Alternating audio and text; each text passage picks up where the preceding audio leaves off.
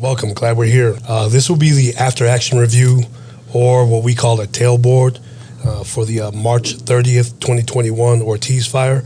Josh, so going in, you were dispatched to an entirely different call. Yes, so I believe we were dispatched to a citizens assist call, and as we pull out of the station, we noticed the plume of smoke. We contact alarm room, tell us if there's any calls or situations that have been going on at that address, and they said they were getting reports of a dumpster fire and advised us to check it out. So as we pulled up, there was no dumpster fire. It was a fully involved single-story fourplex. What did you tell your guys in the back, your two pipemen? I just let them know to pull a crosslay to the apartment that was involved and check with the residents, because as we pulled up, there was residents and tenants coming out saying that they evacuated their apartments, and just to make sure everyone had evacuated. Did you update alarm? Yes, Okay. yes. Yeah, I let them know right away that this was not a dumpster fire. This was a working structure fire, and to send the appropriate units. And as I'm getting bunkered up, listening to the radio, making sure the units are starting to arrive on the right track channel before I gave my size up. Okay. Is it this one? Yeah, it's that one. Let's go. It said there's a 10 oxygen tanks. So tell us about this. It says residents may contact fire crews and let you know that there's O2 tanks. So how did that happen? So it was the residents on the north side of this complex. They were advising us that they knew the tenant that was in the apartment, that she had evacuated, and they advised us that she was on home oxygen and had multiple cylinders in there. Engine 11's on scene of a small single-story multi-family structure. We have a working fire with heavy smoke and flame coming from the Charlie side. Engine 11 will be operating offensive strategy, going in for primary insurance and fire. Engine 11 to all units, stage a mile away. We have heavy oxygen tanks in this residence. We are going to go defensive. From where I was at and my two pipemen getting ready to make entry, we could feel the blast from that first. So you felt the force yeah. of the blast? Yeah, you could feel it. Wow. Yeah, you as soon as I pulled it too, I can feel my vehicle. So these are shake powerful over. explosions. Yes, absolutely. yes, sir. yes. Wow. Okay, so let's see what happens. So that first one goes off. How close was the pipeman in front of you to that cylinder? Oh, I had one at the doorway and the other one getting ready to back her up. As I pull back, I see my driver did a great job of handjacking the 5-inch. We did have a hydrant there on the corner. Oh, so he caught his own hydrant. Yeah, he caught his own hydrant, and he was able to handjack it, and engine 5 pulled up, and he was able to hand off the 5-inch. So I knew we had a water supply. So switching strategies from offense to defensive, I wanted to get water on the fire as fast as possible, so that's when I made the call to set up the deck gun. Command to all units, stage on the intersection of Ross and Ortiz. We have oxygen Number tanks 2. in this residence. Yep. Okay, Chief. So you're rolling in. What did you know at this point? In en route as battalion chief, I'm obviously listening to the first arriving unit and just kind of hearing their size of what they got, what type of structure, fire conditions, location of the fire, their accountability, and kind of what their actions, and potentially thinking about what they're going to need when I arrive. So that's kind of what I'm thinking at this point. So when I'm arriving, I didn't know there was actually explosions happening at That's what I was going to ask you. Yeah. So you were unaware that the tanks had detonated? Yeah, I did not. Yeah, and I don't know I know we transitioned to a defensive, at this point, so, but knowing Lieutenant Cisneros, we've been working together for a long time now. If he was changing strategy, I knew I was coming into something that was, already potentially far advanced, or there was a significant danger. What we're working with. I've been following your radio traffic star. Copy. We're on scene of a working fire, significant fire at this time. I'm now going to be assuming Ortiz command. We're going to call this. Here in Albuquerque Fire Rescue, we're really trying to let our guys know of doing the blue card, and in that blue card transition, it's all about communication and having certain benchmarks along the blue card transfer command of what I'm saying. And I didn't necessarily meet it on this point, so I could have done better as far as just, just saying I copy. I'm aware that we have a small single-story multifamily dwelling. You know, we have heavy fire conditions on the Charlie side right here, and we're going to be in the defensive strategy, and then just figuring out what his needs at that point. Structure. Gotcha. Yeah. Command to Ninja 11, can you just give me a count?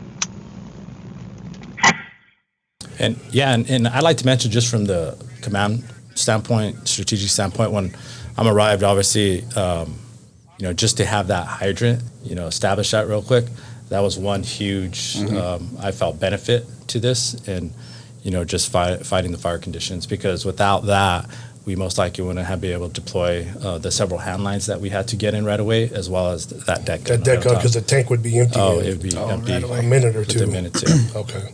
And I think just like with any other fire department, like our highest priority is life safety, and obviously first and foremost the residents. So when I'm looking at here, I see the fire, you know, going out towards the south, which would be affecting 1313, and that was kind of our priority at this point. And I know Lieutenant Cisneros redeployed those hand lights to that area. As we evacuated the apartment units that were initially on fire, Rescue 11 did a great job of evacuating 1313. Here? And Okay. yes. So I think at this point, once we were able to confirm that, obviously the highest priority now is the lives of the firefighter, the safety of our guys. Located just south of this residence.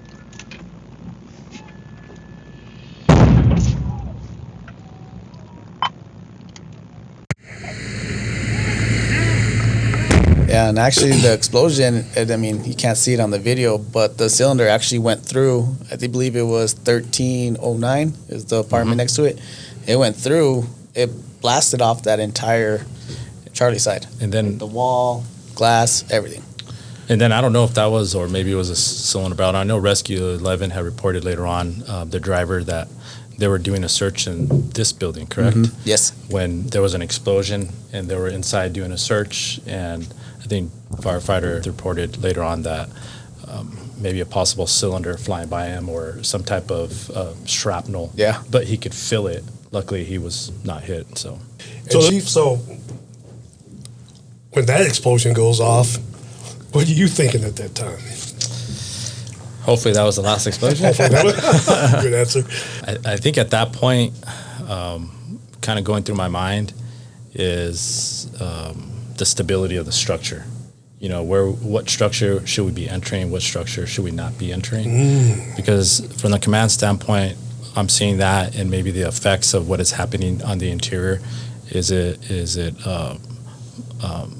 blowing off all the drywall inside?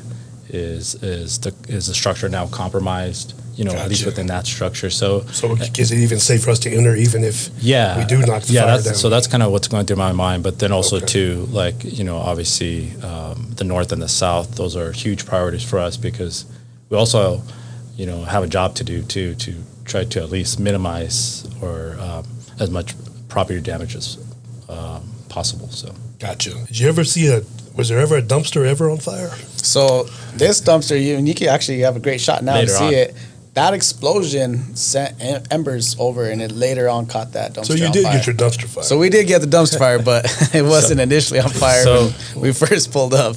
So there was actually there was this structure on fire, the one that was south of it, 1313.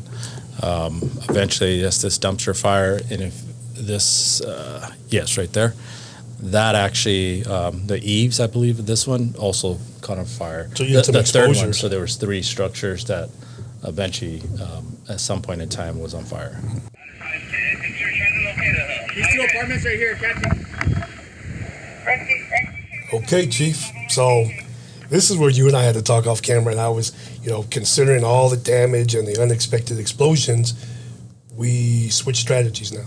We go from defensive to offensive. And so, just initially my thought was, how do you know all the tanks are accounted for? How do you know we're not walking into another explosion?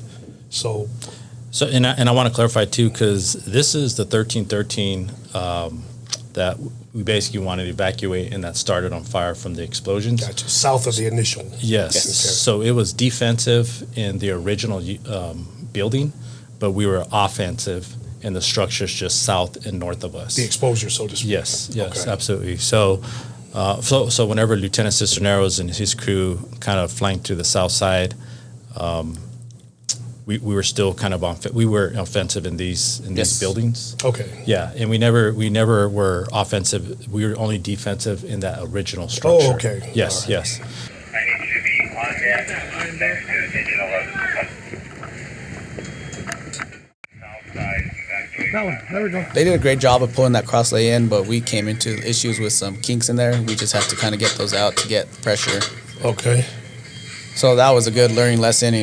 As you see later on in the video, we open up the nozzle and a little bit amount of water starts to shoot out. So then we go into troubleshooting mode. And I guess you were leaving it to the other piping and the driver to figure that out down there rather than you run down and try to troubleshoot that line. Yeah. So there was another engine crew actually there with us who started making entry into the apartment to the east of where we are because both units were involved. Okay. So I believe they pulled their line, we pulled ours, and maybe a little bit of entanglement, but they were able to quickly fix it and get the kinks out. And I think that's a great point to make because one of the things that every fire service kind of drills into all our firefighters is just teamwork. Mm-hmm. You got to be able to depend on the person in Yeah. front of you, behind you, and then if there's an issue, you got to just trust that they're going to fix it without even being told. And it's one thing to watch the video. It'd be another thing to be there and experience that because, explosions, this is dangerous. It's as dangerous as it gets. Yeah. People lose their lives on fires like this, but you remain calm and your demeanor doesn't really indicate the seriousness of the situation because you didn't freak out, but you're a professional, right? So as I'm reading the comments, people can judge, but you had a lot going on here. You had a lot of problems to solve. Yeah. Even though you didn't have the pressure you wanted, you told him something's better than nothing. Yeah. Hit it. Yeah, exactly. The best outcome for this was at least start cooling down that entryway because you could see the flames starting to roll over on the eaves and ceiling. Yeah, that would not So be I just good. want to at least cool that Getting part up in down that. for whatever. Yeah, put some kind of water on Some it. kind of water. There's the dumpster fire. But the lesson there would be what? Exposures are still a factor? Because that's pretty far away from the source. Yeah, it is. And kind of looking back at it, and I know we discussed it, John, about how do you organize this? How do you make assignments? Because it's kind of difficult when you're dealing with so many buildings. And I guess my advice for anybody in this situation again is just keep it simple. Maybe a better way for me to organize this going forward was. We have high-rise operations. We have Division 1, Division 2. It goes vertically. So vertical assignments, right? Absolutely, yeah. And so like this one is basically the same thing. It's just horizontal. So, if I was to do this over again, I would start from the southernmost, which is 1313, and just say Division 1, Division 2, Division 3 as you go north. So maybe something to consider, all the fire officers out there, if they have a situation like this, maybe just consider doing like a high-rise designation type of organization. That was eye-opening when you told me that because I hadn't really thought about it's the same model, just turn it on its side, and it serves the same purpose. So I know at some point in time when we're defensive in, the main structure right there, some of our crews were requesting to go, or at least said they had fire and control in that structure. And I throw this out there just because when that was told to me over the radio, it was still raging. So a lot of fire officers, just keep in mind, interior might be way different from the exterior. And that's the reason why, globally, we have to look at the big picture. Because if you're inside, you're not necessarily always getting, the true picture.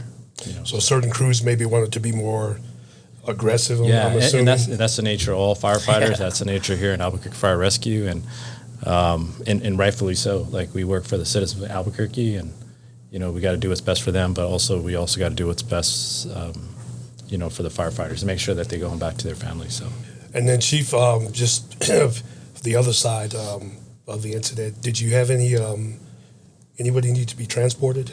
No, I don't think anybody was transported, and again, that's kind of just testament to the good work that they did, but also too just the civilians that were there too. They really helped out. So it was team up effort with the whole community. But yeah, I don't think anybody was was transported. Transported. Yeah. Okay. Yeah, I want to reiterate just how impressive the performance, the work ethic, the teamwork. Just I wasn't there, but just seeing. I saw the original video. This is obviously a very compressed version of it, but it never ceases to amaze me just how we train, and then when you see it in action, you understand why it's critical for us to do that. And in terms of the unexpected happening on the fire ground, isn't that the nature of it though? It's unpredictable. You don't know. Are there, the line kinking up? I guess in a perfect world, we'd always pull it perfectly and nothing would happen, but it's not perfect. But part of what we do is troubleshoot. Yeah. We solve problems. Yeah. Right. Dynamically while we're in action. Great job to everybody. And for those of you in the comments, please, people have their opinions and we don't, pretend to know everything. If you have suggestions or critique, what we'd like to see is you just, list some bullet points and kind of justify what you're saying, source it if you can, and maybe we can get something from the comments. Because like I said, it's a dynamic process, always learning, always developing, always growing. And that's it. So thank you for watching. If you enjoyed this video, please like, subscribe, keep following us, and we hope to continue to get better and better. Thank you.